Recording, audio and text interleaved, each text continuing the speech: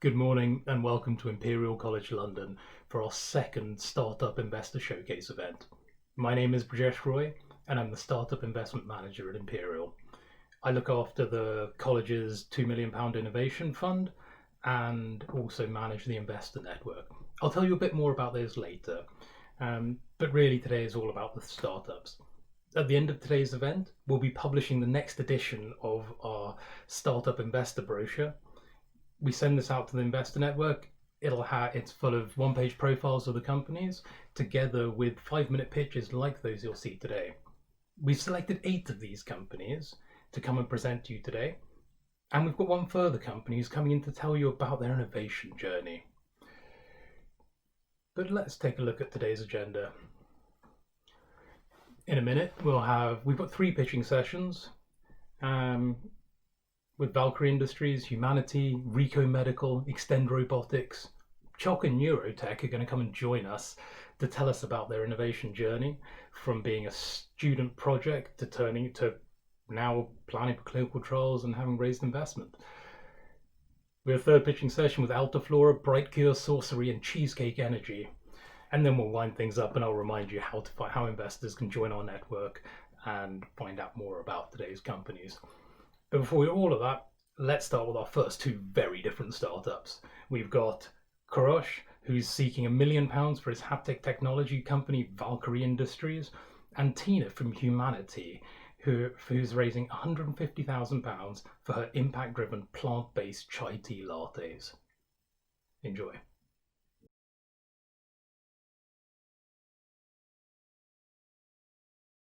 Welcome, ladies and gentlemen. I am Karush, I am an alumnus of Imperial College of London, and I am CEO and co-founder of Valkyrie Industries.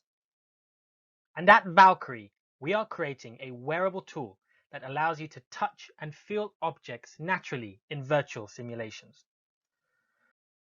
So 3 years ago, we forged Valkyrie after understanding the fundamental problems that virtual and augmented reality suffered from in terms of natural interaction and haptics within human-computer interfaces. To this day, we still use these outdated and clunky devices that are similar to video game controllers. But when we sat down and started speaking to the engineers, trainees, doctors and surgeons, markets who wish to adopt meaningful virtual and augmented reality within their everyday work role, we found out that these devices were just not smart enough. And so the adoption of virtual reality suffered because of this reason. But imagine a virtual world where every interaction, every detail can be felt and touched remotely from any location around the world. The application that haptics add are endless. And so, after spinning out of Imperial College of London and winning several UK and European grants, we have created the Valkyrie Bifrost, capable of bridging the gap between high-end visual and auditory experiences and the way we interact them with our body in any instant. Our wearable tool will allow developers to create impactful virtual simulations, enabling them with richer content creation tools, powering them with 4 unique properties: tactile feedback, force feedback, full body tracking, and wearable modularity. Our patented technology is capable of delivering tailored muscular feedback for both weight and texture using proprietary software that we have designed combined with full body tracking technology to create next level immersive experiences. Experiences such as redefining the way we train for those high-risk dangerous jobs, such as chemical or nuclear engineering, enabling new and smarter interaction systems that allow for remote working even in those tough lockdown scenarios. We can redefine the way we control robotic systems, allowing engineers to work from the comfort of a remote location and to visualize the arm as an extension of one's own body. And we even enrich gaming and entertainment to new heights. Gaming will never be the same with our technology, even though this is not our first market.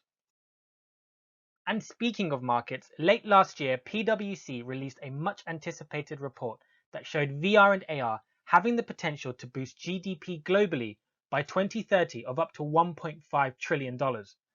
With our aim focused on capturing the engineering workplace sector, we have an opportunity here to generate over $180 million in the next 5 years based off a 1% adoption. Our route to market will see us initially offering our haptics tool as a service model to early adopters. We have already conducted 4 paid pilots, generating just over £50,000 in revenue, and we have several letters of intent ranging from large corporates to content studios ranging from £30,000 pilots to contracts of up to £250,000. Through examining competitors' products, it becomes apparent that all have limitations. Valkyrie Industries intends to close these gaps to provide the most necessary, complete, and affordable sensory experience suitable for a large range of applications. And we have already started showcasing what Valkyrie can do in a number of locations around the world, receiving worldwide awards from UK's own GoTech Award to the top innovative startup by Alibaba last year. We've also been featured in the press such as TechCrunch and Discovery Channel. So we're here today looking to raise £1 million in order to achieve our most critical milestone of market validation via sales of our device. We are looking to use these funds to scale revenue starting in Q1 of 2021 through our paid pilot program and already have several large bids with the likes of Shimizu Corporation, Evonik, and the Nuclear Decommissioning Agency. In order to do this, we need to expand as a team, including leveraging the UK patent that we currently own on an international scale. We currently have over half of the funds committed, and we're looking to close the round by the end of the year. We are a rockstar team formed of 2 founders, starting with our CTO, Ivan, who spent the last 8 years working in academia and consulting for top engineering firms around Europe, to myself, having worked 9 years as an industrial designer, got innovation strategist with experience in tech companies all around the world. We forged Valkyrie out of the Imperial-backed Deep Science Ventures, and we went on to win several UK and European grants which are backed by angel investors. Building great technology is only half the effort, and for this we are working with an international network of high-profile mentors who are really helping us to cement our business model, having received commercial support from Brink Hong Kong, Startup Funding Club London, Barclays Eagle Labs, and Digital Catapult, followed by top British universities whose scientific and technical imagination we've managed to capture in our vision of building the next generation human-computer interface. Thank you for listening, and I would wish to invite any interested parties to get in touch in the email link below to learn more about how you can help shape the future of haptics. Thank you.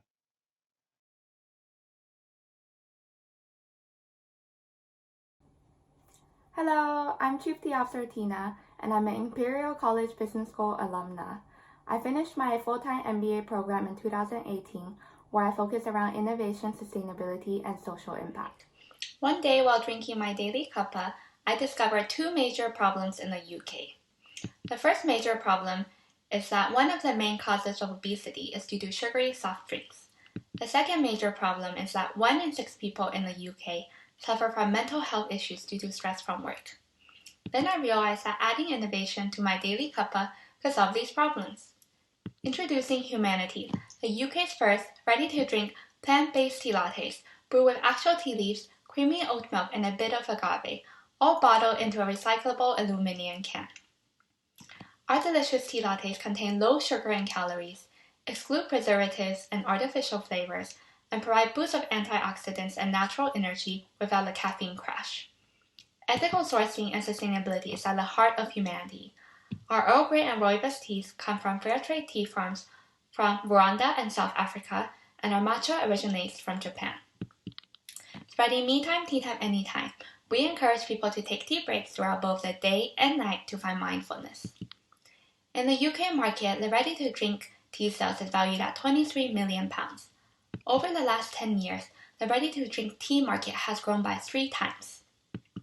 In addition, the vegan milk industry has grown by 70% since 2015, with revenues expected to reach £700 million by 2025, where oat milk is expected to have the highest growth. In fact, 98% of British people enjoy tea with milk. We chose to use oat milk because it is one of the most eco-friendly milks available in terms of both emissions and water usage, and is perfect for people who are vegan or lactose intolerant. As a proud social enterprise, we support well-being and sustainability initiatives through Wholesome Tea. Following a triple bottom line business model, we have both B2C and B2B sales channels. For B2C, we've been selling at farmers markets and pop-ups across London. We will also sell on Amazon and our own website, which we are currently setting up. For B2B, we've been selling at Imperial College London, as well as food delivery platforms. We've had initial conversations with retailers and distributors, and have had interest from Japan Center and DDC Foods, for example. We also plan on selling at office canteens, health food shops, department stores, and restaurants. In terms of competition, there are barely any ready-to-drink milk tea products on the market. Our main competitors are sugary iced tea flavored beverages that contain preservatives. And next, I'd like to introduce Humanity. We are a diverse team possessing expertise in design, contract manufacturing, supply chain, and governance. We provide Humanity with a foundation to operate, innovate, and grow with long-term visions in place. I previously worked as a technology consultant and completed my MBA degree at Imperial College Business School. With my love for a quality cuppa and my desire to make a positive impact on society, I made a career switch from IT to just tea, and Humanity was born. Today, we have sold our delicious tea lattes at farmers markets like Borough Market and Chelsea Market, at Imperial College London's Vegan Cafe and Enterprise Lab, on Deliveroo and Uber Eats by partnering with healthy vegan restaurants, and on Good 60, an online retailer showcasing artisanal produce. We also launched a successful crowdfunding at NatWest and Crowdfunder, where we raised over £13,000 from over 120 supporters. We're on track with our strategic timeline. Over the last few months, we've been building our community via social media, and in August we finalized our suppliers and manufacturer. We'll be producing 10,000 units in September, where we will sell on our own website and Amazon. We're continuing discussions with retailers and distributors, and look forward to gaining new stockists. We will also attend food and drink trade shows where we will gain exposure to larger retailers. So how can you support the future growth of Humanity? With seed funding of $150K, we will be equipped to scale up manufacturing, increase our brand awareness, and grow our customer base through effective marketing. By entering into larger retailers and expanding into new markets, we'll be able to grow our social impact. We're also seeking your valuable network. Please connect us with experts in growing social enterprises and beverage companies, as well as anyone who is interested in what we're doing here at Humanity. So our daily cuppa can help Humanity. Will you join us? Thank you so much for listening. Let's stay connected, and welcome to our community. Thanks very much to our first two founders. Weren't they brilliant? I think those two companies had nothing in common except for the fact that they have two brilliant driven founders from the Imperial community, and they're raising investment for their startups. Now I want to give you a quick overview of our startup investment support available for our founders. And what we're doing here at the college is working across the enterprise division to build a world-class ecosystem for our community of founders. So we've got the traditional support that was always there for staff and students who are developing ideas and discoveries based on their academic research that they want to commercialize. They have the industry partnerships and commercialization team who have expertise in technology transfer, funds available for filing patents and protecting this intellectual property, and the wherewithal to be able to package up all of these ideas and patents into a licensing package so you can partner with a company. If that company is one you're going to create yourself, i.e. a new spin-out company, then you'll touch base with our startup team where I sit, because we represent Imperial as a shareholder in these companies, and so we'll help with the incorporation and the governance. In terms of general entrepreneurial support, there's Enterprise Lab, which was originally set up to support students, but now is available to all startup founders. And while they don't have major financing available, they do have soft money in the form of prizes and competitions, and these aren't insignificant. They have pre-accelerators where you could be getting tens of thousands of pounds in grant money, but mostly it's about support. When it comes to investment capital, that's what I was recruited to try and help with. And so we've raised our Innovation EIS fund, This is focused on seed investment, and we have our investor network, which is intended to be complementary to our pipeline of startups going from pre-seed through to Series A. So since I joined, I've met with hundreds of companies, meeting them every day to try and find founders who are looking to raise investment within the next 18 months and assemble them into an easily digestible pipeline.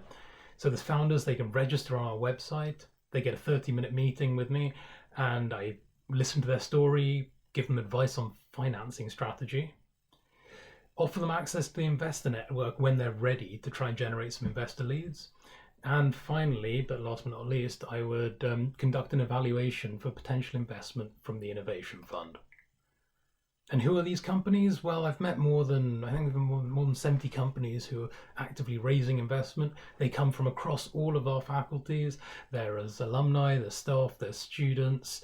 It's a real rich diversity of companies. And when you look at the sectors in which the companies themselves are operating, as expected under the large headings of life sciences, engineering, and digital computer sciences, we get a fairly even spread. The investor network is now growing, catalysing investment into our startups, making it easy for investors to find relevant startups. We have no preferred investors. Instead, we want to connect founders to the best fit investors for them. The network is open. It's free to join. And any sophisticated angel or institutional investor can go to our website, fill in a quick form, and then when our startups raise investment and they're ready, we'll be promoted to our network through a regular brochure that we've had 3 editions going out, and the latest edition is going to be published after this event, like I say, with sort of 30 plus startups raising investment, with 8 of them selected that you'll have seen throughout today's presentation. We also have 150 plus members, with more joining every day.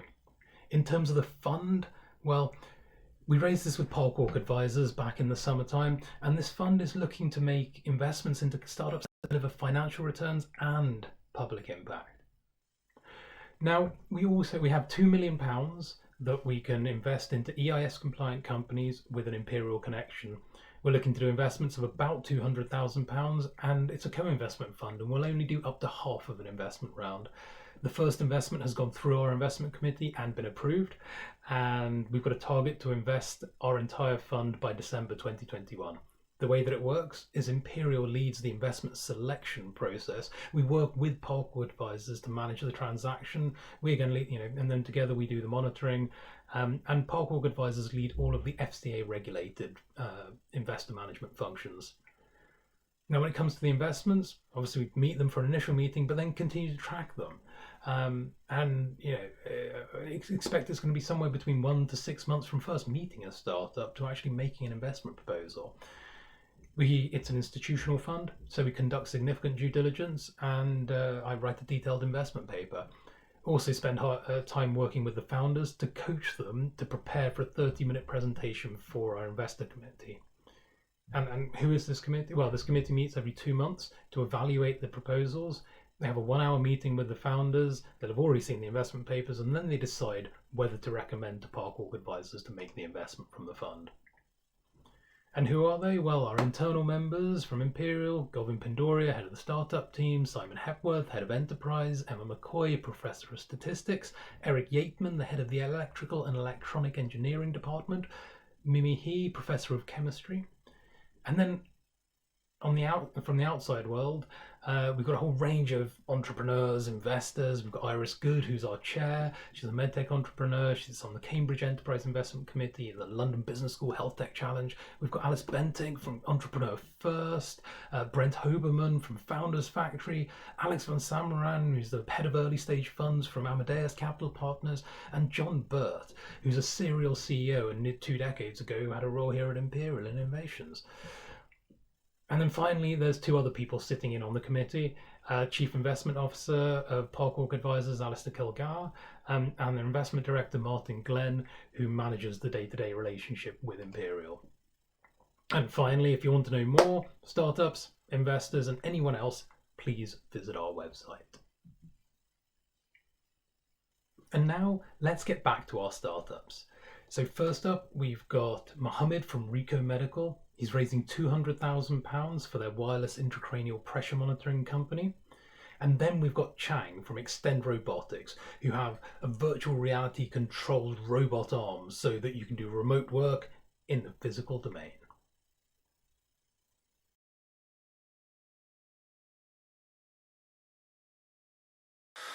Hello, my name is Reza Bamanur. I am a research fellow at Imperial College and co-founder of Reco Medical.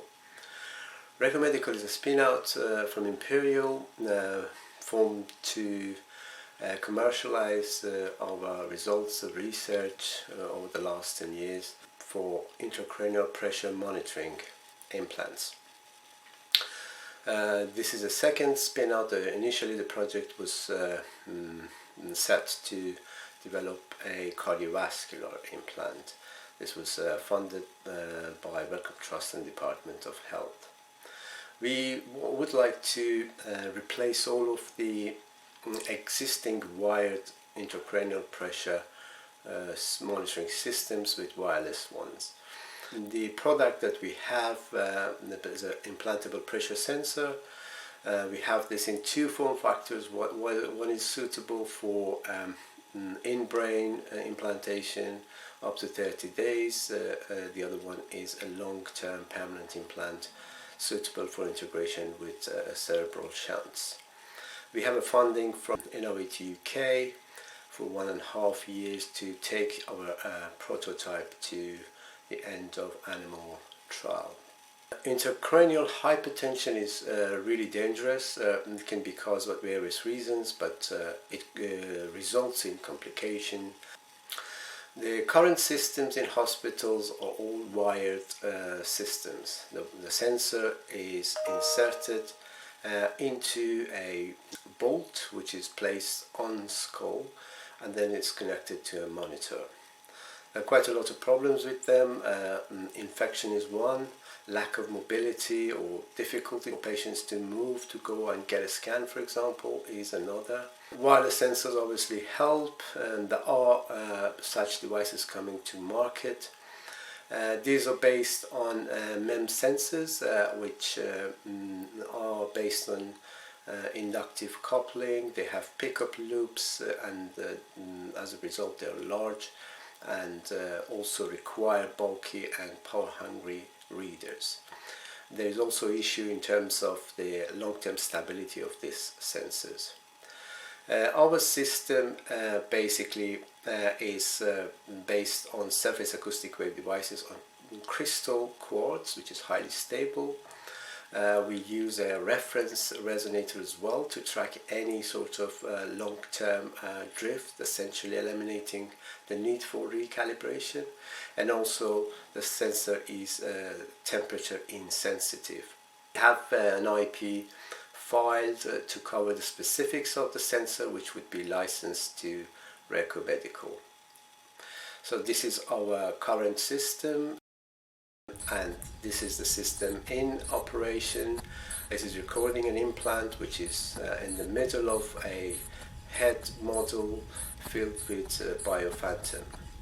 The global market is significant. It is estimated to go up to $600 million by 2024. The shunt market is also good. It's about 300 million in the US, probably similar in Europe. And this is a very good opportunity to put our low profile sensor at the end of these tubes to make them smart and to detect when they fail. The development plan that we have initially for the first 1.5 years, this is the proposal that we put forward to the government, is to take our system and into a manufacturable setting and do the chronic trial as well as preparation for MHRA, and then we follow with the first in man, and then go into development long-term implant, basically move on to getting the approvals for entering the market. We are currently looking for 200k investment complementary to our grant for the first 18 months. We have experienced people in our team with established industrial and clinical links, and of course we will add key expertise as required throughout the project. Thank you very much for your attention, and please get in touch if you are interested. Thank you.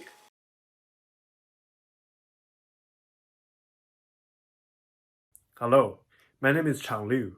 I'm the CEO and Chief Designer of Extend Robotics. In Extend, we built Teleoperation robot arm to allow anyone to intuitively operate remotely from anywhere. So most robots nowadays are designed to do one simple task again and again. But not many people realize that with this type of automation, still over 50% of the jobs today cannot be easily automated. The fundamental limitation is the dexterity, cost, and scalability of these robots. But in many industries, they're having the burning needs to avoid labor presence, to get the work done safer, faster, and cheaper. Since the 1950s, the robotic application is about balancing the cost and dexterity. The gap is a robotic system that is both affordable and can provide flexible dexterities they need to complete the job reliably. With maturing VR and cloud service and low-cost robotic hardware, we're now seeing a technological opportunity to dramatically increase the capability of the robot with only a fraction of the cost like never before. Our robot Toolkit hardware is an affordable robotic arm providing human-like dexterity and perception. It is uniquely optimized for teleoperations. With integrated 3D perception and computing, high power to mass ratio to lift heavy objects, and safe and compliant actuators for delicate operations. Our Advanced Mechanic Assistance System, AMAS, is a special VR game that connects with any physical robot to provide immersive 3D perception and intuitive gesture control with consumer VR equipment.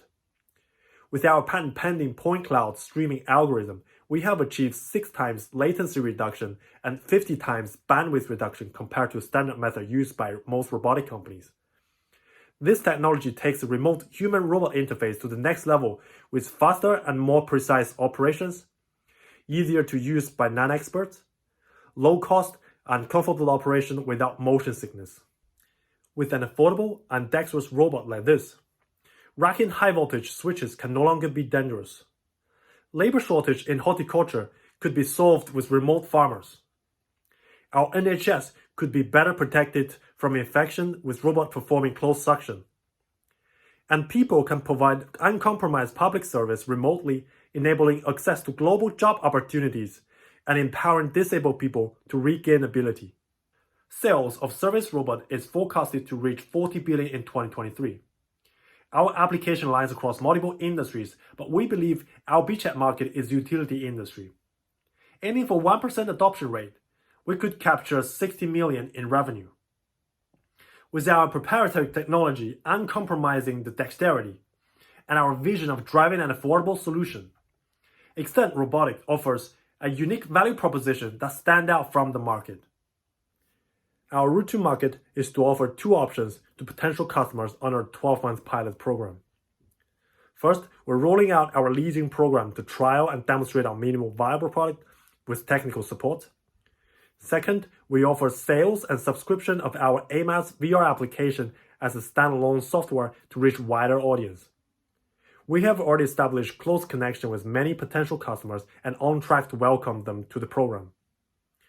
Today, we're looking to raise £350,000, of which we have already secured 150,000.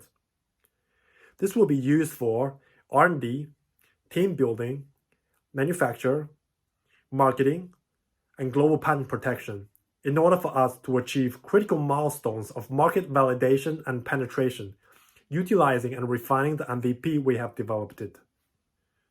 The shared vision of using advanced robotics to extend human capabilities brought us together. Myself has 10 years of robotic AI research and experience in high-tech startup. The commercial director, Zhilong, has 20 years experience managing innovation and commercial projects in telecom industry. Morgan is researching advanced aeronautic structural design in Imperial and has strong background in robotic system. Our advisors are leaders and successful investors in robotic and energy industry. We started off from Imperial Y City Incubator. Since then, we have participated a range of top-tier accelerators and incubators and backed by Britbots. So with your help, we can accelerate this journey together towards building the next generation teleoperation robot that frees us from physical presence and transform the way we live and work and make our world a safer place. Thank you. Thanks very much to Chang and Mohammed for those great presentations. Next up, we've got something a little bit different. I've asked Jennifer Mills from the Imperial Enterprise Lab to interview Lucy Jung, the founder of Charco Neurotech.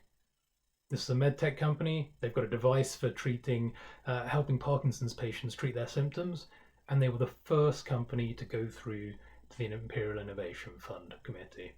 They were approved, and now I'm working with Parkwalk on the final stages of due diligence. Over to Jennifer and Lucy. I'm here with Lucy, founder of Charco Neurotech. Hi, Lucy. Hello, hi Jennifer, how are you? I'm good, thank you. How are you? I'm good, thank you so much for having me here. Good. Can you tell us a bit more, first of all, about Charco? Of course, Charco is a medtech company developing a hardware and software for people with Parkinson's to reduce symptoms, give medication reminder, and to track symptoms to improve their quality of life. The idea came about whilst you were at Imperial. How did you come up with that idea?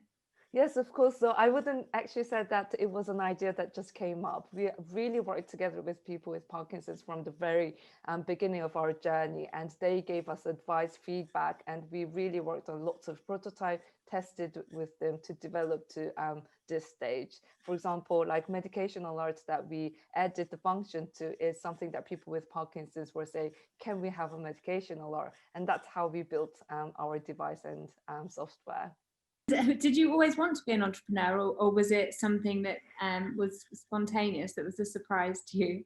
It's such a great question, because I think this kind of goes back to previous question about like how was it growing the business in Imperial, because it was such a natural way. None of us actually thought about becoming an entrepreneur, but what we always wanted to do is use our skills to make a big impact and change people's life in a greater way. So we always wanted to do something meaningful, and I think it just was like growing process. That's how we became entrepreneurs, and then we had to develop certain skills which we kind of learned through our supporters and advisors. What made Imperial a good place to start a business? I think, as I mentioned earlier, it was such a natural way to start a startup. So our project really started from innovation design engineering course from Imperial and Royal College of Art. And then is when we found that the potential of this device that can bring to people with Parkinson's can be massive. So from there, we started looking into, okay, how can we do that? And we went to Enterprise Lab, which led to our Innovators program, which led to MedTech Superconnector, IVMS, and now all the way to the Innovation Fund. So it has been such a smooth journey, and the support that we got throughout that journey has been incredible. What was your very first interaction with the entrepreneurial ecosystem at Imperial? I still remember when we were working on this project and we had a prototype and we were at college preparing for a gateways and everything. We were still uncertain, how do we bring this device to real life?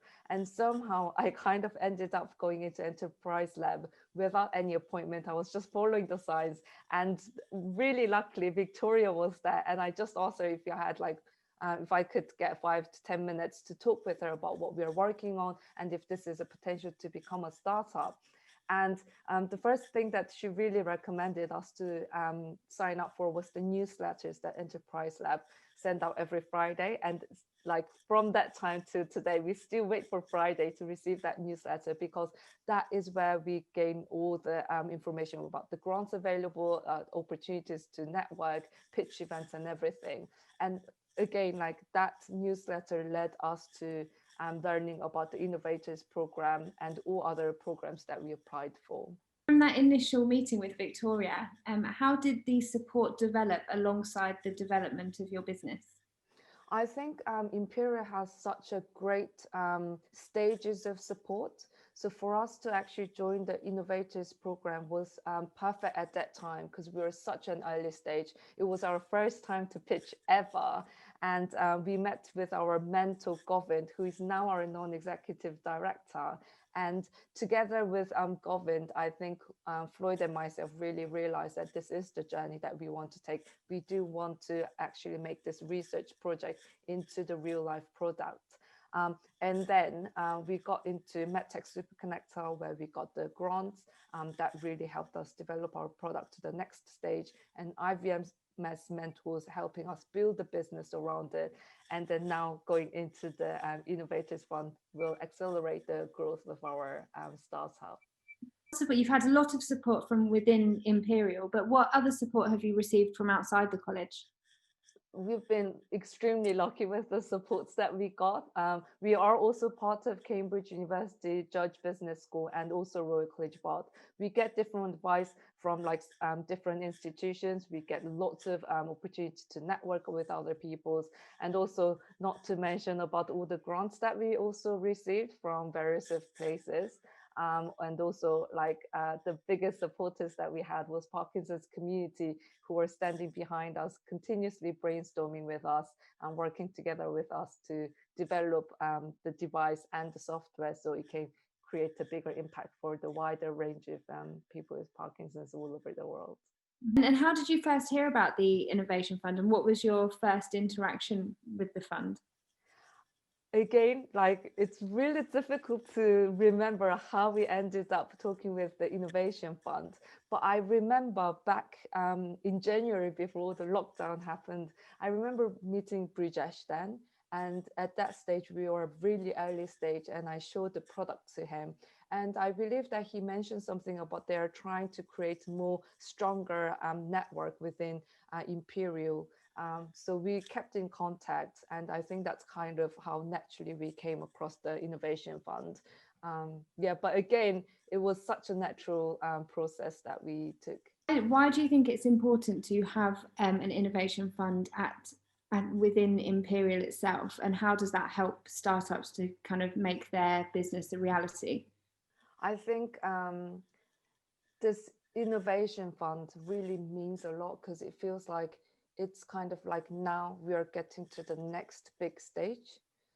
So before, I feel like we were at pre-seed time. And also the other thing is this fund really means a lot to us. It's not just about the cash, but it's all the support that comes with it. And it is institutional fund that is coming. So we feel like this is a big step forward for us with our startup. And in terms of the meaning, we really feel like it's kind of getting approval from our parents, where we started our venture. And then now that we've grown up enough to get the approval that we are ready to take this fund on so we can get to the real world. So it feels like we're going from incubator, and then we are getting this fund so that we can get out there and create the impact. So the Innovation Fund's kind of the next step. What's been different about getting ready for funding as to usually starting your business? So we did have pitch, and the interesting thing is that last year in September, it was our first time to actually pitch in front of people at Innovators program at White City. And we still remember being so nervous with this 5-minute pitch. And if I think about it, back then, it wasn't like business pitch at all. But through the time, we developed our pitch deck, which was really good to grab that attention within like 3 to 5 minutes. So I think we were ready to have this grabbing attention of people. But then the Innovation Fund really helped us. Together with Brijesh Guide, we spent a lot of time working on our business model, like strategy and the projections. It really helped us to actually get the offer. So I think that was the main difference. We had a pitch deck that grabbed attention, but by preparing the Innovation Fund, it really helped us to actually take the offer on. What are the next steps for Charco? What will you do after the funding's received? Yes, so the first thing that we have to do is actually completing the round so we can finalize everything. The key next steps that Charco has is actually getting the product right and getting the clinical trial in place. So we've done a lot of testings within ourselves and using lots of various measurements, including unified Parkinson's disease rating scale. However, actually doing the clinical trial from the external NHS trust will mean a lot. So we're currently focusing on that, as well as getting the production line prepared to launch next year so we can get to as many people as possible. So that is our absolute focus at the moment. What would your advice be to anyone, any Imperial students thinking of starting a business, but not quite sure whether to take the jump or not? Oh, just go to the enterprise lab. I am so glad that I just jumped into that enterprise lab, and I have no idea why I decided to go there at that day, because I didn't make any appointment. It was literally, I jumped in, I just followed the enterprise lab side, and I met with Victoria. I just asked for like 5 minutes, and that has been, you know, the starting point. And from there, it really feels like the whole journey was building Charco together with all the supports that we're getting. So like our company really couldn't have been here without all the supports that we're getting. That's fantastic. Well, thank you so much for your time, Lucy, and good luck with Charco and the future. Thank you so much. Thanks to Jennifer and Lucy for that great interview. And now it's time to get back for our final pitching session of the morning. We've got 4 very different startups for you. Gavin from Altaflora wants £1.5 million for his cannabis and psychedelic drug real-world data use platform. Chiara from Brightkill wants £1.1 million to try and develop her new treatment for urinary tract infections using good bacteria. Tim from Sorcery is trying to support developers write better, cleaner code. He needs 600,000. And then finally, we've got Mike from Cheesecake Energy, who's seeking £1.5 million to launch the world's greenest battery. Over to the founders.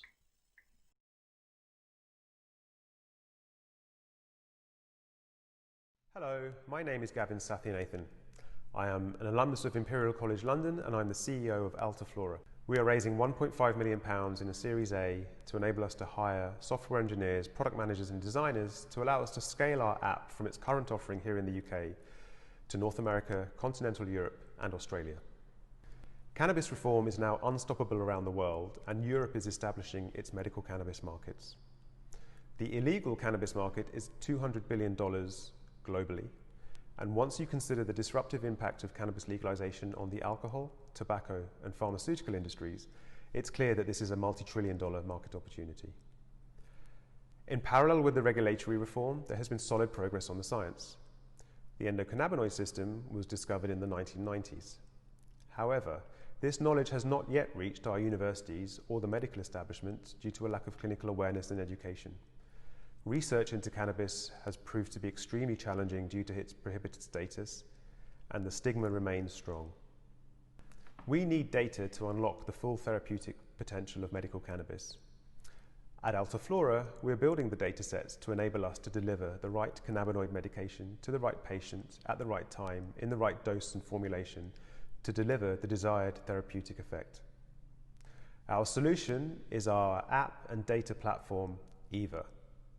We instrument the consumption of medical cannabis at the level of the individual patient in near real time and correlate that consumption to changes in symptomatology and quality of life, thereby establishing a body of real-world evidence which will give doctors the confidence to prescribe medical cannabis. Our business model sees 2 paying customers. First, licensed producers of medical cannabis who need to build data to persuade the medical establishment that their products are efficacious. Secondly, medical cannabis clinics and clinicians need this data to understand which products are efficacious for patients and also to understand the safety and risk profile associated with consuming medical cannabis. In terms of customer traction, here in the UK, Altaflora has been selected as the exclusive data partner for Project 2021, which is the world's most ambitious program to establish a medical cannabis registry run by Drug Science, which was established by Professor David Nutt of Imperial College. We have also established a presence in Australia for our first commercial contracts and are establishing customer demand in Canada and continental Europe. Altaflora is unique in European cannabis.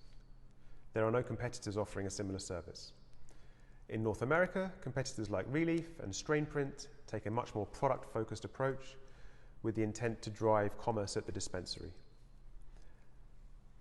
Our approach is to focus on symptoms and quality of life scores in order to build the data set required for the medical establishment.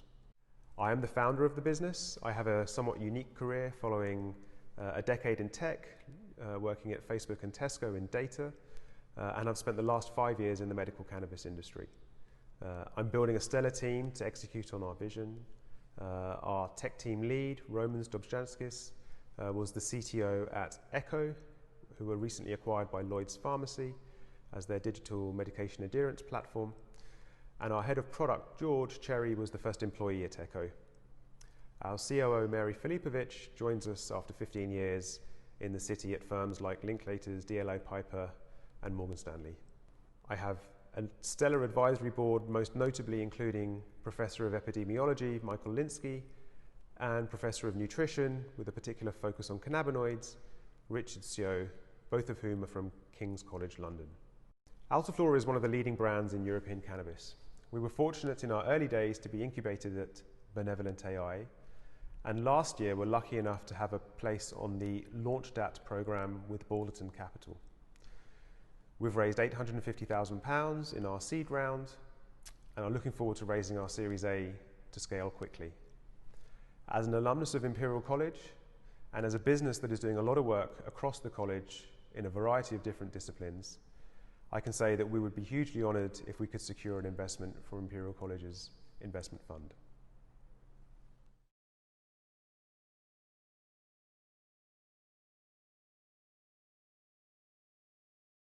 Hi, I'm Chiara, CEO and founder of Brightcure. I did my PhD at Imperial College London and the Department of Chemical Engineering, and actually also completed my master's degree there. I was a merit Mohn scholar and I had a great time. I founded Brightcure now, and Brightcure got a pre-seed investment from IndieBio, the world-leading biotech accelerator, to basically kickstart our technology. We successfully completed IndieBio's program, and we recorded a video to give you a better insight of what we have been up to the last couple of months. UTIs are not just like a normal headache. I mean, if you have a UTI, you have this crazy burning sensation in your bladder, which you cannot ignore. You need to go peeing all the time. It hurts so badly when you pee. It has a massive effect also on your daily life, on your relationships, on the way you eat, because it's such a stressful experience as well. Obviously, you're kind of like traumatized. So actually 70% of women who have these recurrent infections also have depression. Clinicians are aware that UTIs are a problem, that they're becoming more and more difficult to treat, that people have to be more hospitalized. A lot of women take these probiotic supplements. They need to pass a lot of metabolic barriers in order to arrive at your intimate area. So in terms of vaginal health, you want to have the gram-positive bacteria, which live in your intimate area in your vagina. You have also gram-negative bacteria, which are associated with these recurrent infections. Gram-negative bacteria are, for example, also chlamydia, are gonorrhea, but are also these UTI bacteria, like E. coli bacteria. The bad bacteria start colonizing the vaginal flora. They start colonizing your intimate area. And by colonizing your intimate area, they cause these recurrent infections. Because you end up in the cycle of constantly getting these infections, constantly taking these antibiotics, is that you destroy your natural protective barrier for your bladder, which then reinforces and promotes even these infections even more. So antibiotics are really bad because they're basically like an atomic bomb.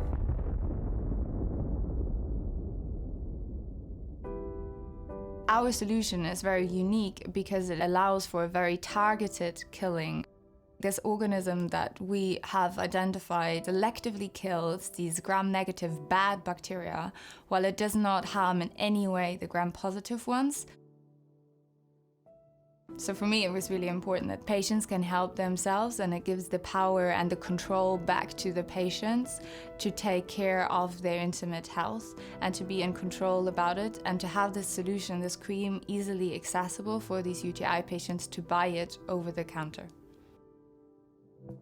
We started building this community also to educate UTI patients, and it's great to have these women reaching out to us to also work on our products and try to develop their best product possible. A lot of women are actively searching for solutions. So I think they feel really, really happy that someone is actually doing this, and then someone is doing it that also understands them and knows how it feels and knows how it impacts them as well. I hope that you can join us to support Bricure, to promote a healthy vaginal flora, raise awareness for these UTI patients, and stop the suffering of millions of women around the world. I hope you enjoyed our video, and I'm glad to present you this opportunity to participate in our seed round of £1.1 million. We're using these funds to scale up our technology, manufacturing, conduct clinical tests to underline the efficacy of our technology, broaden claims, and gain trust with clinicians and patients, and also to prepare for our product launch. We have been talking to a number of leads, and if you're interested to participate in our round, then please reach out.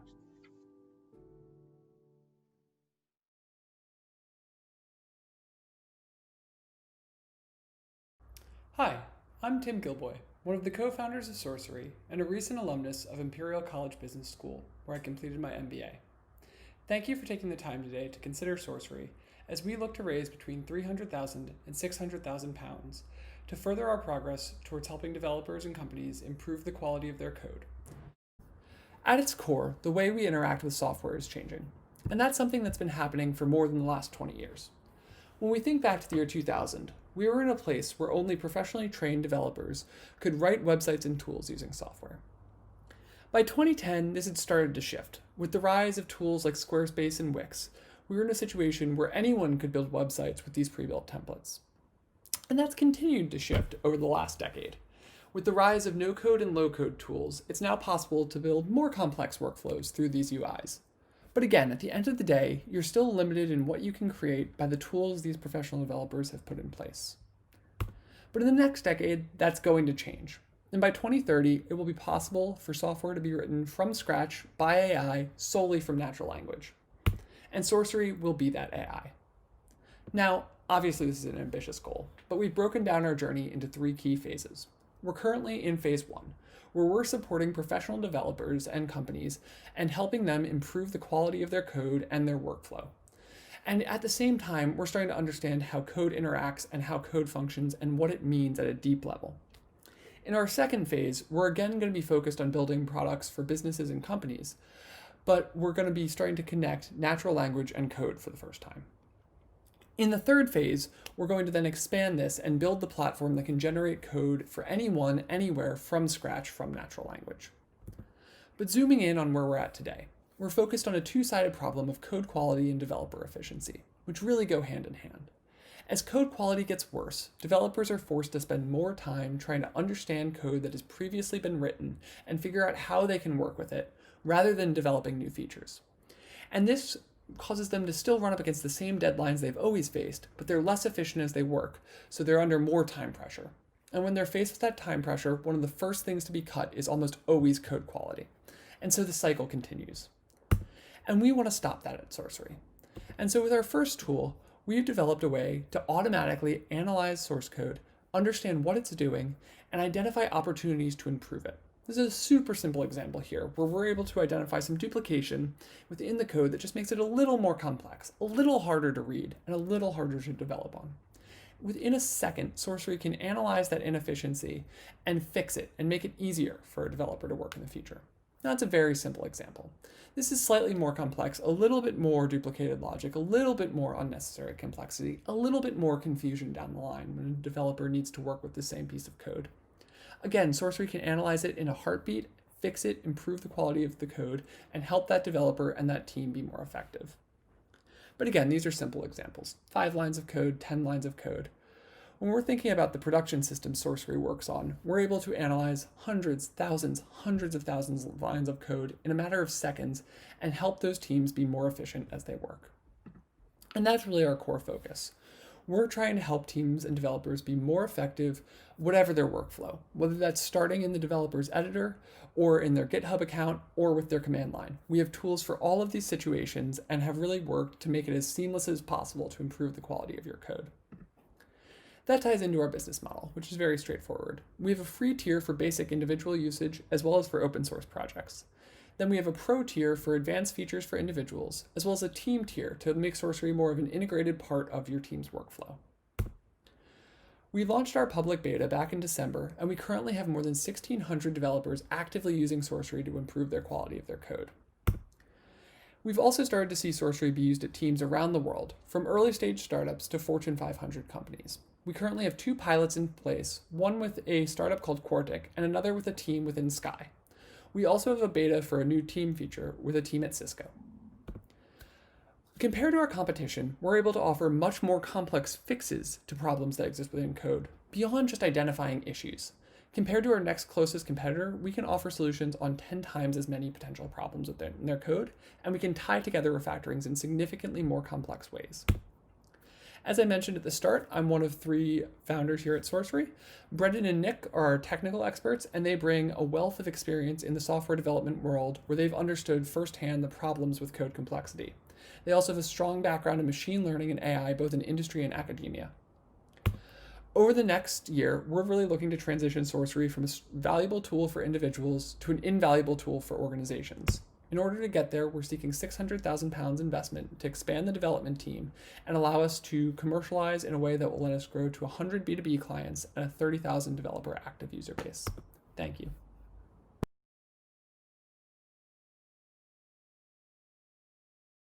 Hi everyone, my name is Mike Simpson. I'm the CEO of Cheesecake Energy. We're delivering the world's greenest battery. There's never been a better time to be in energy storage.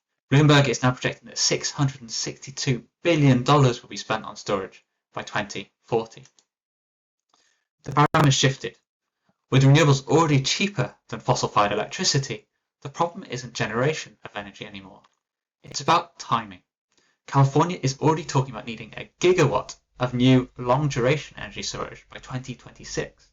By long duration, what they mean is able to discharge for 8 to 12 hours continuously. For us at Cheesecake Energy, that's our specialty. Technologies like lithium ion are fantastic. They're great for short bursts of power. But they do come at a cost. There's an environmental price tag alongside the financial one. It takes 500,000 gallons of water to make a ton of lithium. And lithium ion also accounts for more than 60% of the world cobalt production from countries like the DRC. For heavy lifting, it's not the answer. Allow me to introduce the Cheesecake Energy Limited Supertanker. We're developing a thermal and compressed air energy storage technology at 30 to 40% lower cost than lithium ion. When there's surplus electricity from the grid, we take ex-service diesel engines, which we repurpose into electrically driven air compressors. We use those to compress air. As the air is compressed, it gets hot. We store the heat in tanks full of gravel at temperatures up to 550 degrees C. We store the pressurized air in pressure vessels from the compressed natural gas industry. What we're doing is taking proven industrial hardware, combining it into our proprietary system configuration that's able to deliver 500 kilowatts to 30 megawatts for 4 to 12 hours. We can deliver value all the way along the electricity value chain, from generation, distribution to consumption. And they're all serious markets. We're setting up as an OEM, as a hardware supplier, delivering hardware and warranties into project developers. Let's take an example. Electric bus operators are facing real challenges in order to charge their electric bus fleet. The power that they need to charge often requires a grid upgrade, which can mean major costs and disruption. With our system, we can buffer the existing grid connection, allowing them to double the charging capacity without the hassle of digging up the roads or wait for years for the grid to be upgraded. That means lower energy costs, accessing the cheapest prices, going electric sooner, potentially accessing new revenue streams as well. There are some great technologies out there, but none of them offer the full combination of very low cost, being able to be positioned anywhere, having a long lifespan, and being flexible and having excellent green credentials. We're working with fantastic partners like Shell, Highways England and Volvo. I'm delighted to say that we've had our first order for a system from Nottinghamshire County Council for their vehicle depot, where we'll be helping with EV charging. We're looking to support project developers like Zenobē and Lightsource, either alongside or replacing lithium-ion, and also working with utilities and distribution networks like SSE and UKPN. We do have a suite of patent applications, 7 in all, but really we know that the secret in this market is speed to scale. And that's why we're working with great partners, and also we have the technical know-how to be able to move fast. Our CTO is a full professor of mechanical engineering, Professor Seamus Garvey. Our commercial director, Paul Codd, is a former energy consultant whose background is delivering sustainable solutions into the mining sector. For my part, I'm wrapping up a PhD here at Imperial, and I'm also a former Rolls-Royce and Shell engineer. We've got a superb advisory board, including 2 former Shell execs, as well as an angel investor, Antoine. And here's the rest of the team who make all the magic happen. We're currently in the process of completing our prototype storage system. That will be completed in Q1 next year, before being deployed with the customer, Nottinghamshire County Council, in Q2. We'll then move to a series of pilots before going to commercial deployment in Q4 2022. We've already received 1.7 million in non-dilutive grant funding. We're looking to bring in our first commercial revenues next year, and we're looking to be profitable by 2024. We're currently looking to raise 1.5 million in investment with an initial tranche of 500k in order to exploit that non-dilutive funding. That investment will allow us to grow our commercial team and do the groundwork to pilot the system in key sectors. We'll be proving out the reliability and maintainability of the system and building out our network of strategic partners ahead of productionizing for scale-up. We're looking at a likely exit to one of the big power players like Shell, Aggreko or Wärtsilä in 2025-26, at valuations upwards of 60 million. Thank you very much for listening. Hope you do get in touch and ask further questions. Thank you to all of our startup founders for all their hard work and their great pitches today. To the investors in the audience, please get in touch. As I've said before, after this event, we'll publish our latest edition of the investor brochure with more than 30 companies raising investment, including the 8 you've seen today. You'll see their video pitches, you get a one-page profile, and you can get their direct contact details, and you're welcome to discuss them with me as well. If you haven't joined the Investor Network yet, please do head over to our website where you can register, and as soon as you do, you'll be able to get access to our latest investments. And finally, to say that all registered participants in the audience today will receive a feedback form shortly via email, and we'd really appreciate it if you could complete this form because it's just invaluable to help us continue to develop our ecosystem. And so, thank you very much for your attention, and then we'll see you in 6 months. Goodbye.